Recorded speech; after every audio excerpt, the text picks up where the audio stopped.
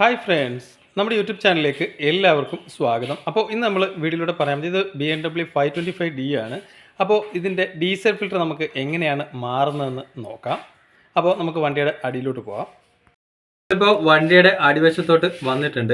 അപ്പോൾ ഇതിൻ്റെ diesel ഫിൽറ്ററിൻ്റെ location എന്ന് പറയുന്നത് ഈ സൈഡിലാണ്. ഇതിൻ്റെ വണ്ടിയുടെ ലെഫ്റ്റ് സൈഡിലാണ് ഇതിൻ്റെ ഡീസൽ ഫിൽറ്ററിൻ്റെ ലൊക്കേഷൻ വരുന്നത്. ഇതാണ് ഇതിൻ്റെ ഡീസൽ ഫിൽറ്റർ വരുന്നത്. ഇതാണ് അതിൻ്റെ സെൻസറും കാര്യങ്ങളൊക്കെ വരുന്നത്. അപ്പോൾ ഇതാണ് നമുക്ക് അഴിക്കേണ്ടത്, മാറ്റേണ്ടത്.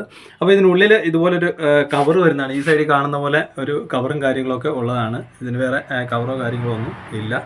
അപ്പോൾ നമുക്ക് ഇത് അഴിക്കാനായിട്ട് ഇതിൻ്റെ ഫിൽറ്റർ മാറാനായിട്ട് ഇവിടെ ഒരു ക്ലിപ്പ് വരുന്നുണ്ട്. ഈ ക്ലിപ്പ് നമുക്ക് അഴിച്ചെടുക്കേണ്ടതായിട്ടുണ്ട്. അപ്പോൾ ഈ ക്ലിപ്പ് അഴിച്ചിട്ട് നമുക്ക് വേറെ ക്ലിപ്പ് കൊണ്ട് ഇടാനായിട്ട് പാടായിരിക്കും. അപ്പോൾ ഈ ക്ലിപ്പ് നമുക്ക് അഴിച്ചെടുക്കണം. ഇത് കുത്തിയെടുത്ത് കഴിഞ്ഞാൽ ഈ ക്ലിപ്പ് നമുക്ക് സിമ്പിളായിട്ട് ഊരിയെടുക്കാനായിട്ട് സാധിക്കും. അത് കഴിഞ്ഞിട്ട് നമുക്ക് അഴിക്കേണ്ടത് ഈ ഒരു ലോക്കാണ് വരുന്നത്. ഈ ലോക്ക് നമ്മൾ പ്രസ് ചെയ്തിട്ട് താഴോട്ട് എടുത്തു കഴിഞ്ഞാൽ ഇതിൻ്റെ സെൻസർ നമുക്ക് സെപ്പറേറ്റ് ആയിട്ട് ഊരിയെടുക്കാനായിട്ട് സാധിക്കും. അതുപോലെ തന്നെ ഇവിടെ ഒരു 10ൻ്റെ ബോൾട്ട് 10ൻ്റെ ഒരു നട്ട് വരുന്നുണ്ട്. ഇതിൻ്റെ മുകളിലായിട്ട് ഈ നട്ട് അഴിച്ചു കഴിഞ്ഞാൽ നമുക്ക് ഈ കപ്പ് ഉൾപ്പെടെ ഊരിയെടുക്കാനായിട്ട് സാധിക്കും. നമ്മളിപ്പോൾ ഈ ക്ലിപ്പ് ഊരി എടുത്തിട്ടുണ്ട്. ഇനി നമുക്ക് ഈ ഹോസാണ് ഊരിയിടേണ്ടത്. അതിന് മുന്നേ ആയിട്ട് നമുക്ക് ഈ ലോക്ക് പിടിക്കേണ്ടതായിട്ടുണ്ട്. ഈ ലോക്ക് പിടിക്കാനായിട്ട് ജസ്റ്റ് ഇതിൻ്റെ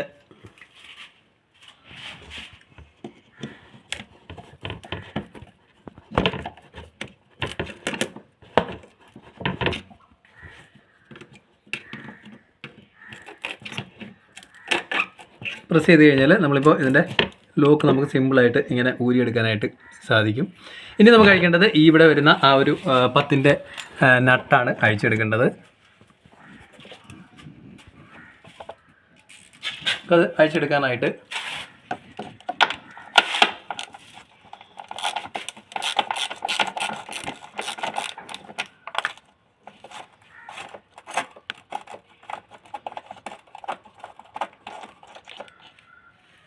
ഈ ടൈപ്പ് 10ൻ്റെ നട്ടായിരിക്കും ഇതിൽ വരുന്നത്.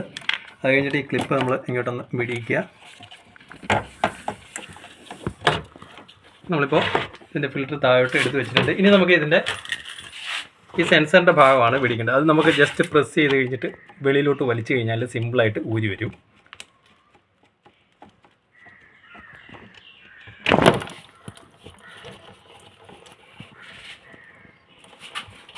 ഇനി നമുക്ക് ഈ ക്ലിപ്പാണ് ഊരിയെടുക്കേണ്ടത്.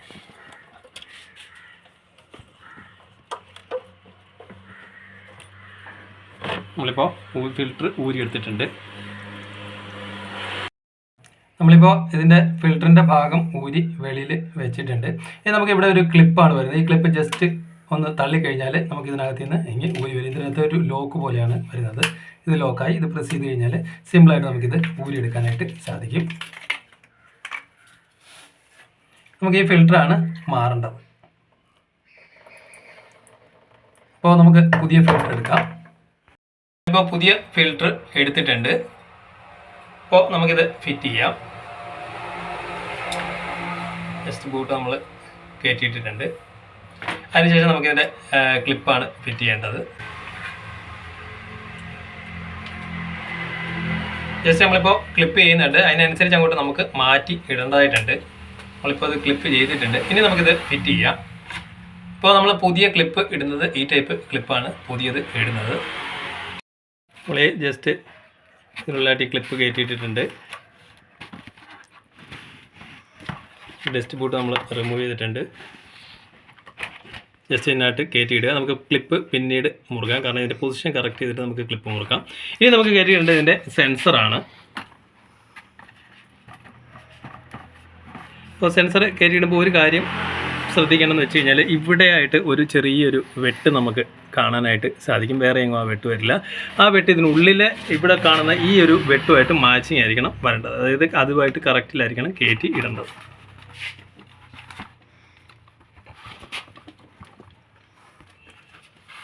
നമുക്ക് പിന്നീട് ഫിറ്റ് ചെയ്യാം. അപ്പോൾ ആ ഒരു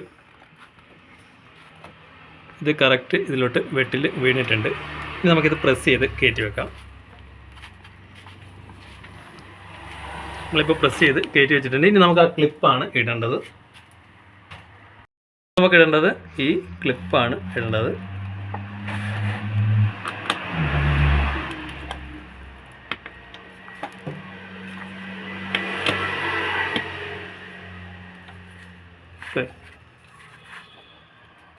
ഇപ്പോൾ ക്ലിപ്പ് കയറി വീണിട്ടുണ്ട്.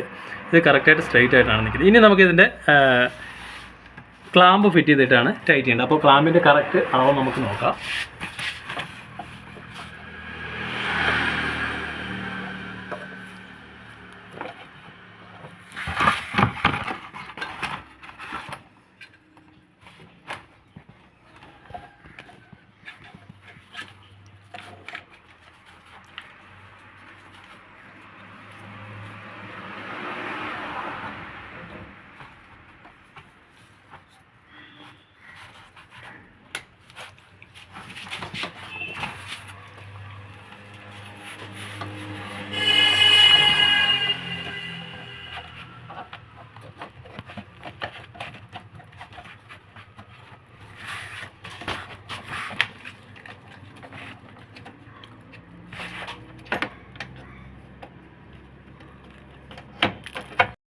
നമ്മളിപ്പോൾ ഇതിനുള്ളിലായിട്ട് കയറ്റി ഇട്ടിട്ടുണ്ട്.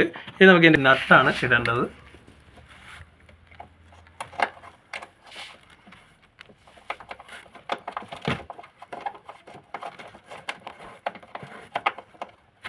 ഇത് ഫുൾ ടൈറ്റ് ചെയ്യാം.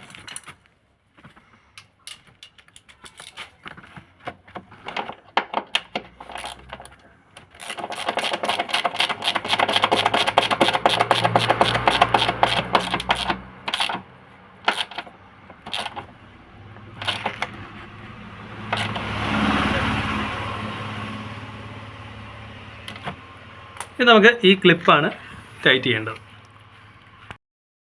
നമ്മളിപ്പോൾ ഈ ക്ലിപ്പും ഫുൾ ടൈറ്റ് ചെയ്തിട്ടുണ്ട്. അതുപോലെ തന്നെ ഇതിൻ്റെ ലോക്ക് ഫിറ്റ് ചെയ്തിട്ടുണ്ട്. അതുപോലെ തന്നെ ഈ 10ൻ്റെ നട്ട് നമ്മൾ ടൈറ്റ് ചെയ്തിട്ടുണ്ട്. ബാക്കിയുള്ള ക്ലിപ്പും കാര്യങ്ങളും അതുപോലെ തന്നെ പൊസിഷനും കാര്യങ്ങളൊക്കെ ക്ലിയർ ചെയ്ത് നിർത്തിയിട്ടുണ്ട്. അപ്പോൾ ഇനി നമുക്ക് വണ്ടി ഒന്ന് സ്റ്റാർട്ട് ചെയ്യാം.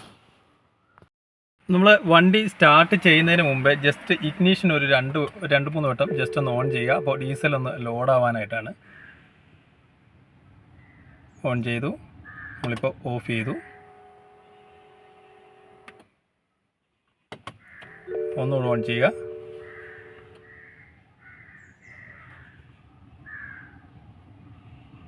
ഓഫ് ചെയ്യുക. ഒന്നുകൂടെ ഓൺ ചെയ്യുക. ജസ്റ്റ് ഇപ്പോൾ നമ്മളിപ്പോൾ ഇഗ്നിഷൻ ഓൺ ചെയ്തിട്ട് ഇനി നമുക്ക് വണ്ടി സ്റ്റാർട്ട് ചെയ്യാം. വണ്ടി ഇപ്പോൾ സ്റ്റാർട്ടായിട്ടുണ്ട്. അതായത് ഇഗ്നിഷൻ നമ്മൾ ഓൺ ആക്കാൻ പറയുന്നത് 2-3 വട്ടം ഓൺ ആക്കാൻ പറയുന്നത് കാരണം ഡീസൽ ഒന്ന് ലോഡാവാൻ വേണ്ടിയിട്ടാണ് പറയുന്നത്. ഇനി നമുക്ക് താഴെ പോയിട്ട് ലീക്കോ കാര്യങ്ങളോ ഉണ്ടോ എന്ന് നോക്കാം. ഇപ്പോൾ നമ്മൾ വണ്ടി സ്റ്റാർട്ടിങ്ങിലാണ് ഇട്ടേക്കുന്നത്. ഇവിടുന്ന് വേറെ ഡീസൽ ലീക്കോ കാര്യങ്ങളോ ഒന്നും ഇല്ല. അതുപോലെ തന്നെ ഈ ലോക്കിൻ്റെ ഭാഗത്ത് ഡീസൽ ലീക്കോ കാര്യങ്ങളോ ഉണ്ടോ എന്ന് കറക്റ്റായിട്ട് നോക്കി വരിക. ഓക്കെ. അപ്പോൾ നമ്മൾ ഈ വീഡിയോയിലൂടെ മനസ്സിലാക്കി BMW 525D ഡീസൽ ഫിൽറ്റർ എങ്ങനെയാണ് മാറുന്നതെന്നാണ് നമ്മൾ ഈ വീഡിയോയുടെ മനസ്സിലാക്കിയത്. Okay, thank you for watching.